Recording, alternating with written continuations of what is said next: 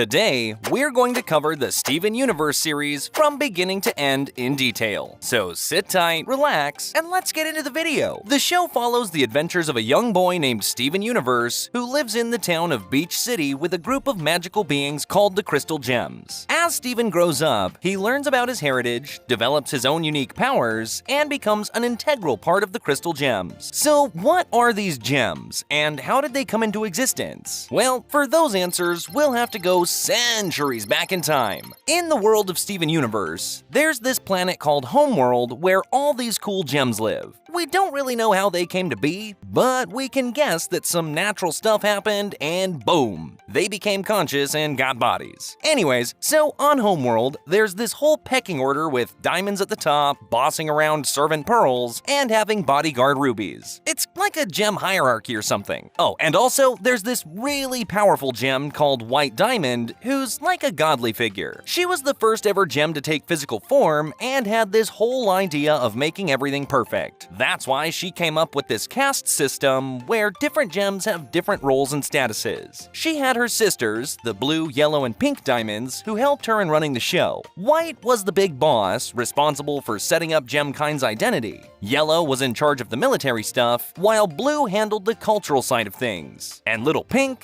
well, she was like, the cute little sister who threw parties and celebrated the achievements of the other diamonds. So that's how the gem hierarchy was established. Pink Diamond, despite having a smaller role in the government, felt bored and wanted to have her own colony. So after some convincing and pleading, she was finally granted permission. And you won't believe which planet she chose to colonize. It's good old Earth, of course! Pink saw the potential in Earth and wanted to make it her own gem colony. Little did she know that this decision would have a huge impact on the future and the fate of the Crystal Gems. Around 6,000 years ago, things started getting real on Earth with the whole colonization gig. They built these kindergartens to extract gems, but it messed up the natural environment big time. But there was one gem who wasn't having any of it. Rose Quartz stepped up to the plate with her partner in crime Pearl and formed the Crystal Gems. These rebels were all about saving Earth and sticking it to the Diamond Authority, smashing the whole caste system they forced on everyone. The rebellion kept gaining momentum, and things started spiraling out of control for Pink Diamond. She just couldn't ignore the truth anymore and confessed to the other diamonds that the Earth colony was a lost cause. But guess what? The other diamonds didn't take her seriously and just brushed off her concerns like it was no big deal. As the Crystal Gems expanded their ranks, they realized the importance of having a reliable arsenal. And that's where Bismuth came in. With her expertise, they constructed a forge that provided them with a plentiful supply of weapons. Initially, it seemed like a game changer for their cause. However, things took a dark turn when Bismuth's ideology clashed with Rose's vision of preserving life. Bismuth went down a dangerous path and developed a weapon designed to shatter other gems. In order to protect the unity of the Crystal Gems and prevent any harm, Rose made the difficult decision to trap Bismuth in a bubble, keeping her hidden from the rest of the group. Before the incident with Bismuth, a gem called Lapis Lazuli had visited the Earth and got poofed by Bismuth. Poofing is basically a situation where a gem loses its physical body for a short amount of time. Anyways, Lapis was reduced to a gem, and thinking that she is one with the Crystal Gems, the Homeworld imprisoned her in a mirror. Little did they know that this would also have significant implications down the line.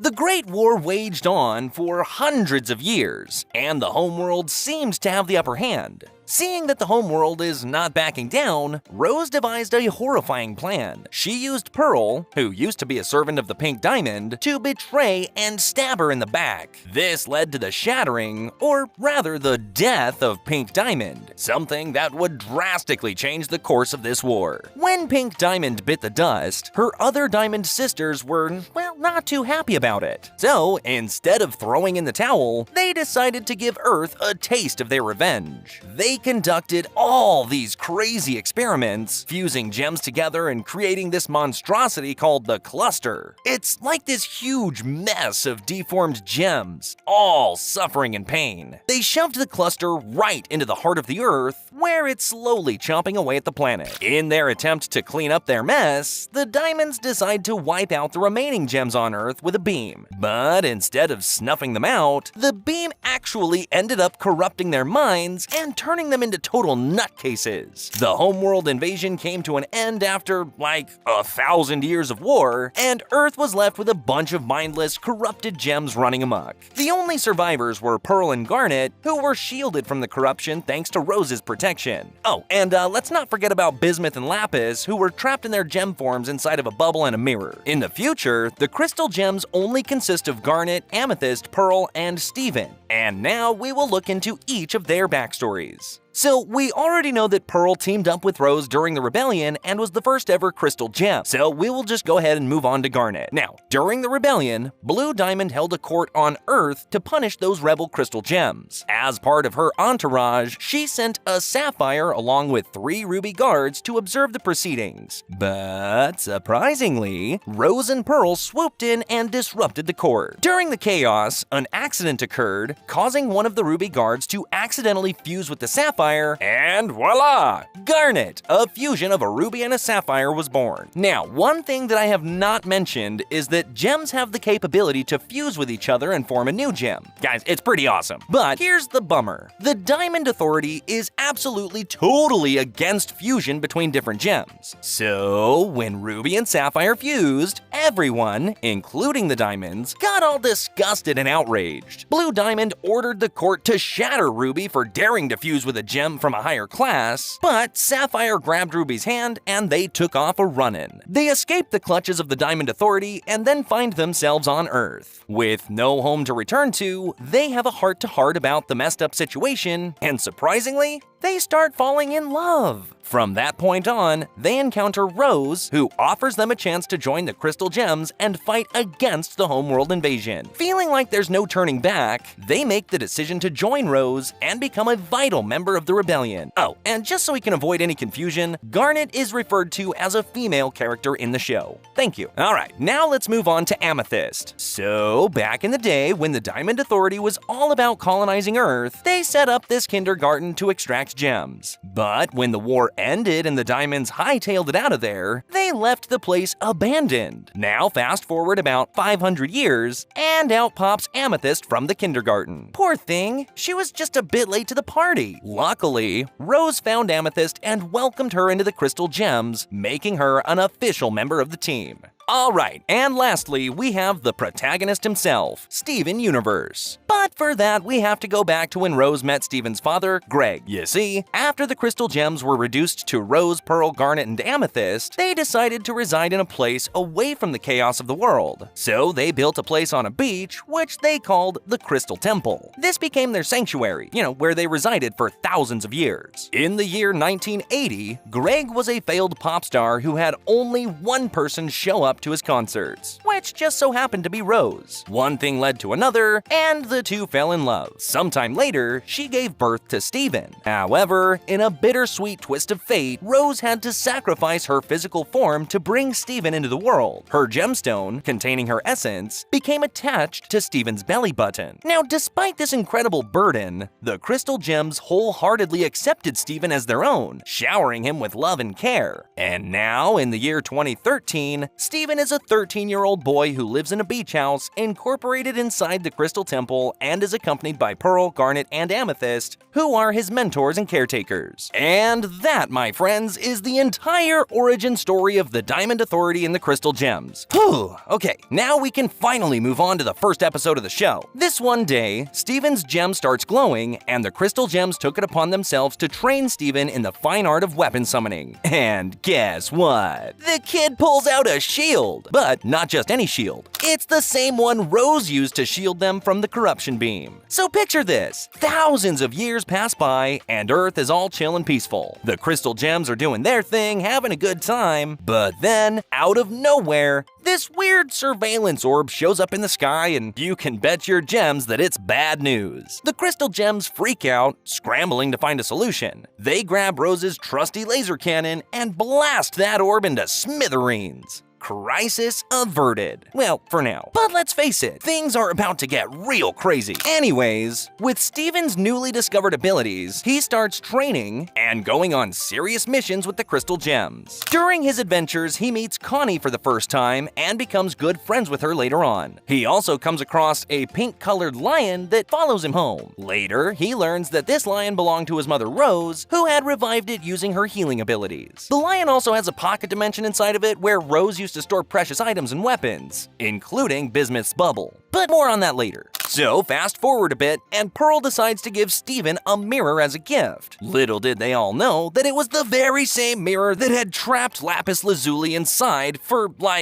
forever. Steven accidentally sets Lapis free from her mirror prison, and guys, let me just tell you, it's not exactly a warm and fuzzy reunion. Lapis goes full-on rogue mode and pulls a major power move. She straight up steals the entire ocean and plans to wipe out the whole planet. Steven tries to reason with her, explaining that things have changed on Earth, and it's not the same old place anymore. While Lapis might not be fully convinced, she at least returns the ocean. So, crisis averted, sort of. Now, Steven decides to test out his gem powers on some watermelons. But guess what? He accidentally turns them into these little sentient watermelon beings. Yeah, you heard me right. Living, breathing watermelons. Anyways, remember how they destroyed a homeworld surveillance device at the start of the season? Well, that attracts the attention of Peridot, a homeworld gem who is tasked with the inspection of the cluster and its prototypes. Anyways, she arrives on Earth using a warp pad, but after she leaves for homeworld to report gem activity, Garnet destroys the pad so she could not return. However, Peridot returns on a warship with Lapis and Jasper. We already know about Lapis, but guys, Jasper is no joke, let me just tell you. She is a force to be reckoned with, having a reputation for taking down a whopping 80 crystal gems during her debut. Jasper fought until the end of the war and is one of many gems who were able to evacuate the Earth when the diamonds used the corrupting light. Anyways, now that she's back, she easily defeats the crystal gems and believes that Steven is actually rose quartz. This leads to all of our beloved crystal gems being captured and imprisoned on a ship bound for homeworld. Things really take a wild turn inside the ship, though. Steven discovers the incredible truth that Garnet is actually a fusion of Ruby and Sapphire. And with this newfound knowledge, Garnet is ready to settle the score with Jasper. The epic showdown leads to a chaotic turn of events as the ship crashes back onto Earth, causing quite a commotion. But the trouble doesn't stop there. Jasper, determined to gain the upper hand, tries to fuse with Lapis and forms a massive, menacing monster known as Malachite. It's a fierce battle, but Lapis surprises everyone by betraying Jasper and taking them both down into the depths of the ocean. Afterward, Steven convinces Connie to not be with him for her own protection. But Connie persists and even learns sword fighting from Pearl so Steven can stop worrying about her. At this point, Peridot is still roaming on Earth trying to contact the homeworld, and the crystal gems are looking for her everywhere. They come across her in kindergarten, but she manages to slip away. However, the crystal gems do manage to get a hold of her later and poof her. When she regains her physical form again, she explains that she was only there to inspect the cluster, which will soon emerge and destroy the whole planet. She is scared to death, thinking the crystal gems will shatter her, but with kindness and a good heart, Steven manages to comfort her. After learning the truth about the cluster, the gang decides to build a machine that would dig to the center of the Earth to confront the cluster. Sometime later, Peridot manages to establish contact with Yellow Diamond, and the crystal gems are understandably worried that she might spill the beans about their existence. However, to their grand surprise, she is only pretending to maintain communication to avoid raising suspicion from Yellow Diamond. She finally takes a stand for herself and betrays the Yellow Diamond. And this makes Peridot an official member of the Crystal Gems. After a while, things start shaking and rattling because of the cluster acting up. But another issue is already on the table. So you remember those watermelon dudes that Steven accidentally brought to life, well, they've gone and built their own mini civilization on this island. And get this, Steven can actually chat with them in his mind. So anyways, Steven taps into his watermelon communication skills and learns that malachite has been spotted lurking around the island. With no time to waste, the crystal gems divide into two teams. Peridot and Steven set off on a daring mission to confront the cluster. Meanwhile, the rest of the crystal gems gear up for an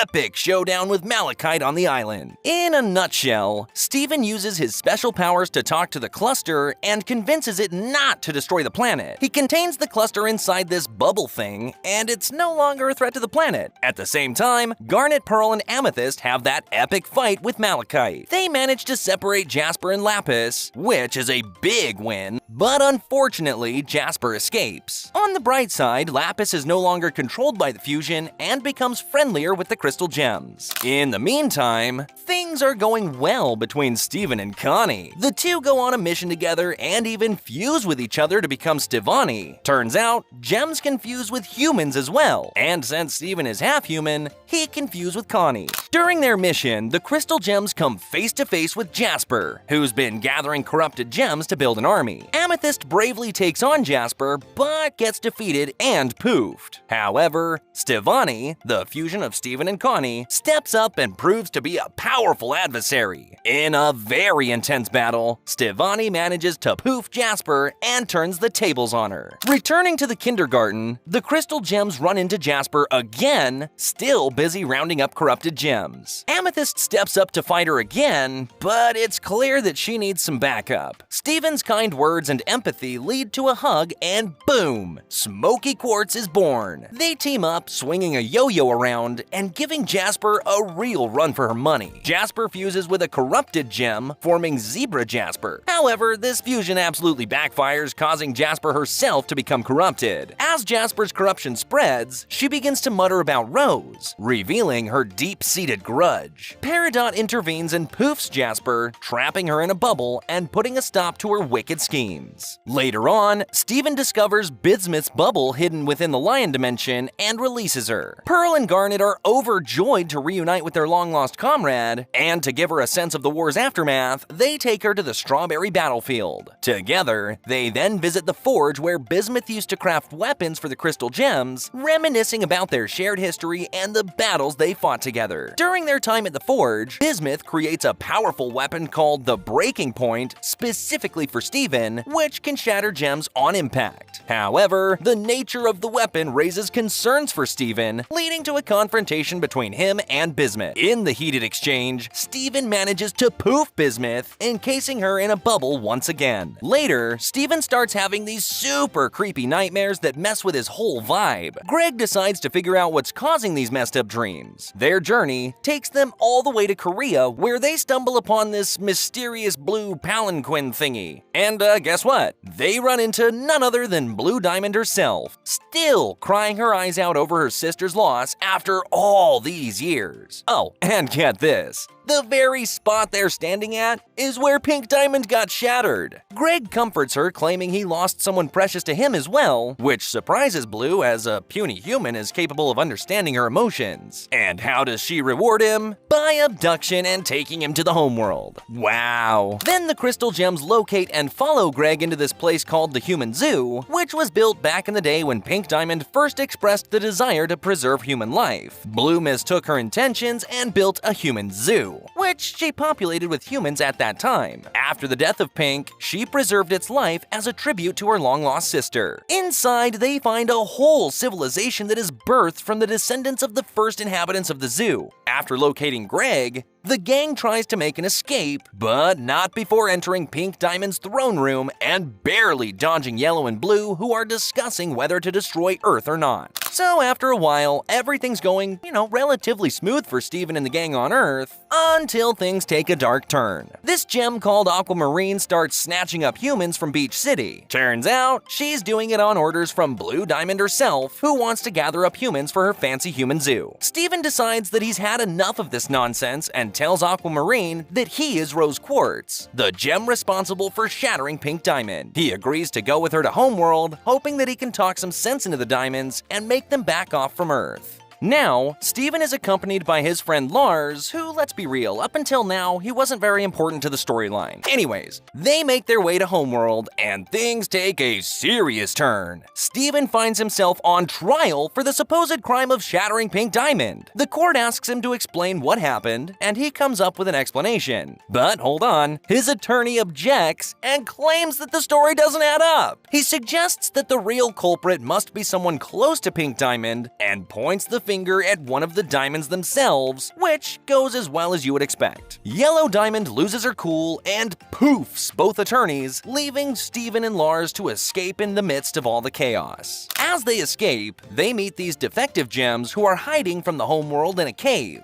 Soon after, a killer robot chases after them, and Lars heroically sacrifices himself to save many lives. When Steven sheds tears all over the lifeless body of Lars, he miraculously comes back to life just like his mother revived her dead pet lion. But Lars is now all pink and even possesses a pocket dimension inside of his hair, just like the lion back on Earth. Using this newfound ability, Steven goes back to Earth, making a daring escape from Homeworld. Meanwhile, Lars befriends the off-color gems and manages to steal a spaceship from the Homeworld. Together, they embark on a series of thrilling space adventures. Now back on Earth, in the episode A Single Pale Rose, we have the biggest plot twist of the entire series. Okay, so you know how Pearl used to be a former servant of Pink and then sided with Rose to shatter her? Well, as it turns out, Rose Quartz is Pink Diamond. Yup, you heard that right. As it turns out, Pink was the one who wanted to preserve human life. However, upon failing to convince her sisters to stop the colonization, she took the difficult decision to stage her own shattering at the hands of Pearl. She then shapeshifted into Rose to fit in and led the rebellion to freedom against her own sisters. How wild is that? The other crystal gems weren't so happy about this revelation, but later came around as it didn't matter that much to them. But for us, this was the biggest plot twist of the entire show. Sometime later, the group is presented with good news: the marriage of Ruby and Sapphire as Garnet. Steven frees Bismuth as a surprise guest, and this time, she actually lets go of her killer instincts. Unfortunately, the wedding is crashed by Yellow and Blue Diamond, who have returned to take revenge. Of course. Steven tries to tell them that Rose was pink all along, and after he emits Pink Diamond's aura from his gem, the diamonds calm down. At this time, Lapis also officially joins the crystal gems to fight off the homeworld. Steven then shows them the corruption they caused and requests them to revert it, but they need the help of White Diamond to do so. So Steven goes to Homeworld to convince her to undo the corruption. But as you should expect by now, things go south and White ends up poofing everyone except Steven. She even separates his gem from his body in hopes of seeing her sister again. But instead, it gives rise to Pink Steven, who manages to knock some sense into her. Ultimately, the entire gang returns to the Earth and the diamonds undo the corruption they did thousands of years ago. Okay, so now let's talk about the movie. After several thousand years of homeworld invasion, the Earth is finally free and the crystal gems can finally rest. Steven and Connie have officially started dating, but she is off to summer camp for the remainder of the movie.